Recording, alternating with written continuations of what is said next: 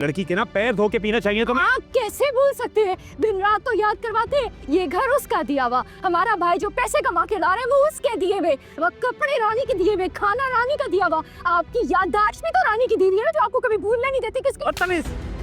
रानी ने अपनी शादी तो अपनी मर्ज़ी से कर ली। वो साकिब को पसंद करती थी और इसने उसी से शादी कर ली, लेकिन अब वो अपने भाई ज़ारून के आगे दीवार बनकर खड़ी है। जब वो फ़िज़ा से मोहब्बत करता है और इस बात का पता वो सब घर वालों को देता है, और इस बात का पता जब रानी को चलता है कि वे ये फ़िज़ा को पसंद करता है, तो फ़िज़ा बार बार हरबे इस्तेमाल करने शुरू कर देती है। कभी फ़िज़ा की शादी किसी से करने का सोचती है और कभी किसी से। जब इसका भाई साकिब फ़िज़ा से कहता है कि तुम्हें तो अपने भाभी के पाँव धो धो कर पीने चाहिए कि किस तरह से वो तुम लोगों की मदद करती है, तो वो कहती है कि हाँ, सब कुछ तो इस घर में दिया हुआ भाभी का ही है, हम तो सिर्फ फजूल हैं। आपकी ज़ुबान भी तो भाभी की दी हुई है, जो आप हमारे सामने बोलते हैं हर चीज़ पे।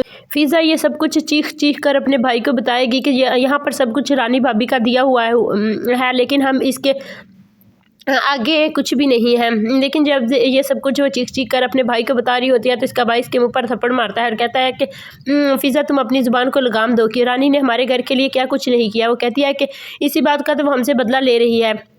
दूसरी तरफ रिदा बेचारी कुछ भी नहीं बोलती और ना ही वो दूसरों के आगे बुरी बनती है, लेकिन फ़िज़ा से ये सब कुछ बर्दाश्त नहीं होता कि किस तरह से रानी उनकी ज़िंदगियों पर हुक्मरानी किए बैठी है और किस तरह से वो उसे ज़ारून से दूर कर रही है। लेकिन वो अपने भाई को ये सब कुछ बताने की कोशिश करेगी, लेकिन उसका भाई तो सिर्फ रानी की ज़ुबान बोलेगा और रानी के दिमाग से सोचेगा।